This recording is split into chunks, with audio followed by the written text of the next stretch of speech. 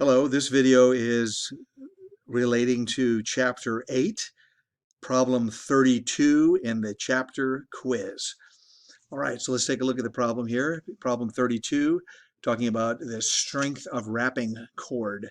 Now, as I've said so many times, these are metaphors. These are problems that help us understand the concepts, but this exact same technique would be used for any number of problems that might be a little more interesting to you, medications or strength of materials or what have you.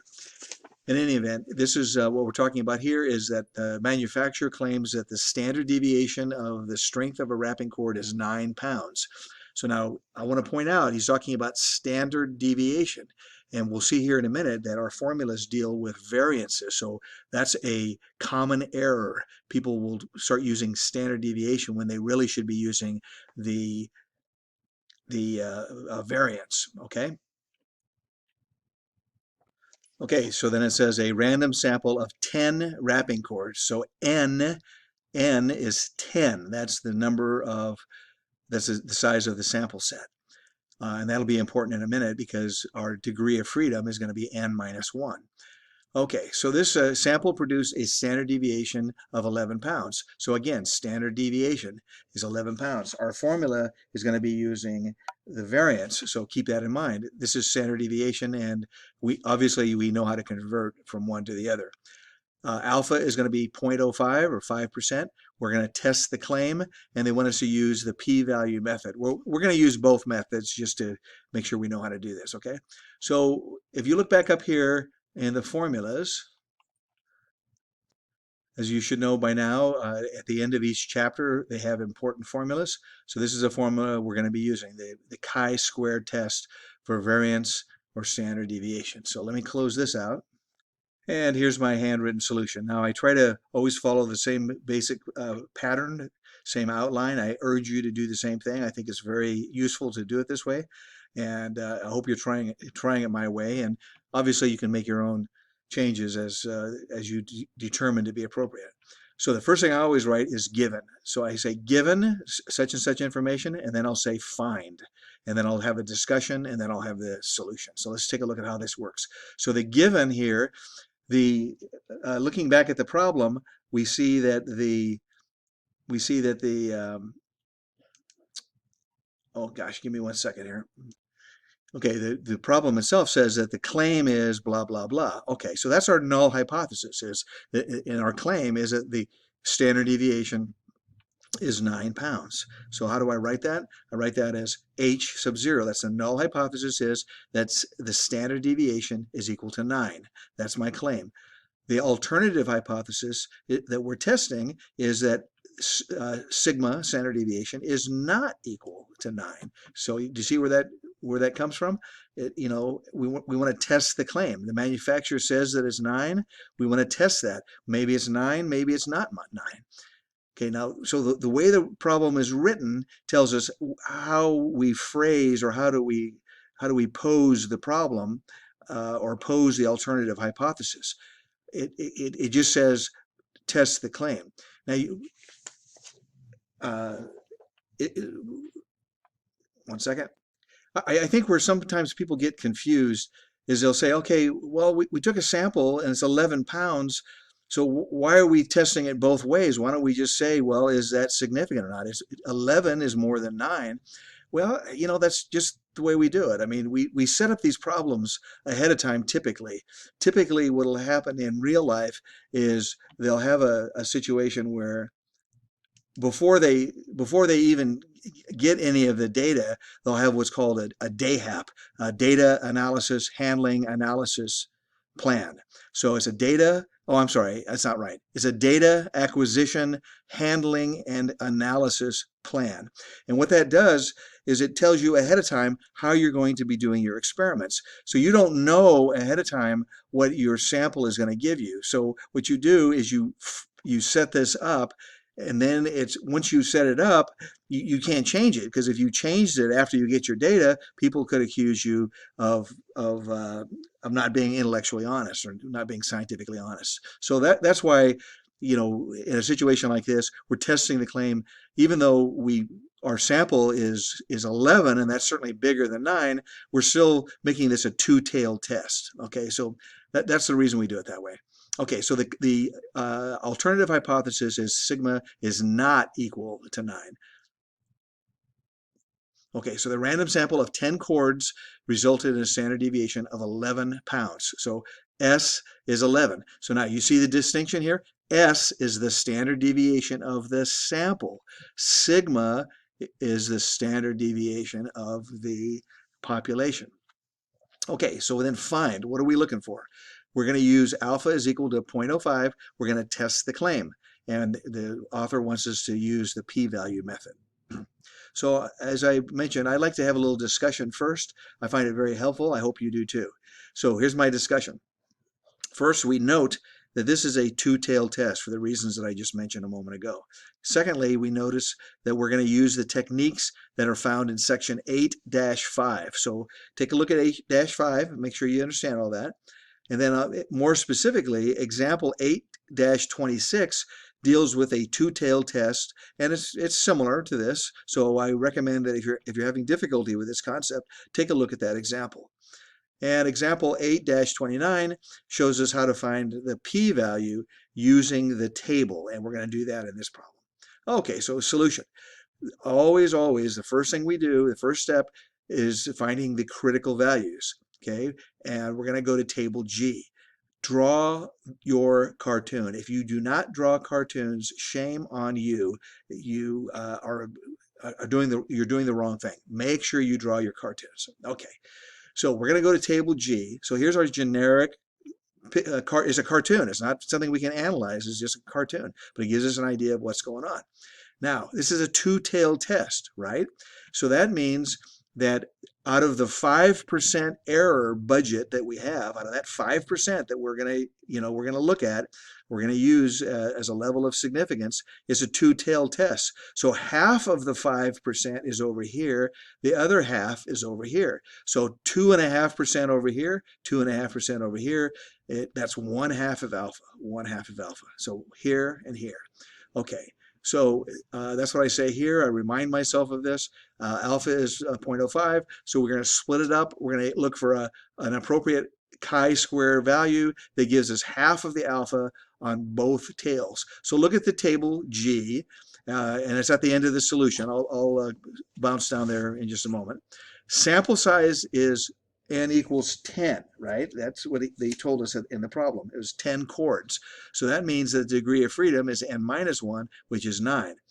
We're going to split up the alpha. We look at the columns for alpha is equal to 0.975 and alpha is equal to 0.025. Now remember how that works, I hope. I don't have time to go into that, but that's the way we use that table. We look at what gives us the 0.025 over here. What gives us that? Well, let me bounce to the table. Give me 1 second here. Okay. Remember, this table is always this area to the right. So if I want to have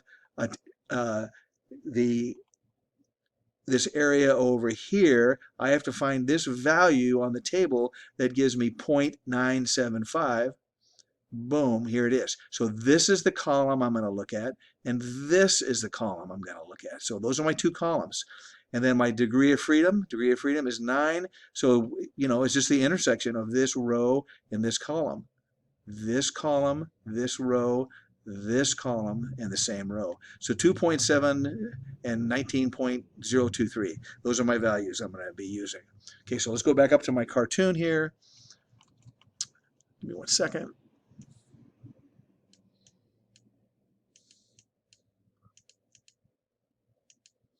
Okay, so look at table G, the end of the solution. Oh my gosh, how do I got to get rid of that?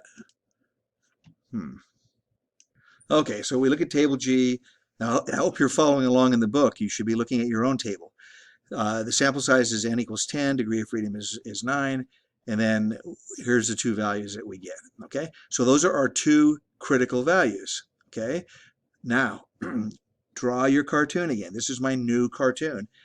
2.70, 19.023, those are the critical values, and what that gives me, what I know is that over here to the left is 0.025, and over here to the right is 0.025. Now the reason I know that over here to the left is 0.025 is because to the right is the, is the 0.975. Okay, again, it's just using these tables, using the tables a couple of hundred times, and it'll be very intuitive for you.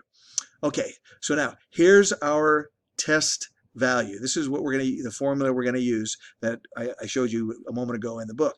So here it is. Chi-squared is equal to blah, blah, blah. Okay, now it's very helpful to when you write these things down, remember where everything comes from. The sigma, or the variance here, this variance comes from our claim. This variance comes from our sample, right? Because S is it tells us that it's from a sample. That's a statistic, whereas sigma, that's a Greek letter, so that is a parameter. So that comes from our claim. So from our claim, what do we have for a variance? Well, our claim is that sigma is 9, therefore our variance is going to be 9 squared, okay? And similarly for the S. So let's get back down here. Okay, so sigma squared is 9 squared, that's 81. S squared, that's 11 squared, that's 121. N is 10, we need that too we need that for here. And we plug everything in. We just plug everything in, crank it out with your handy dandy calculator, and what do you get? You get a test value of 13.4. Well, 13.4, that's right there. Here's my cartoon again. That's in the non-critical region.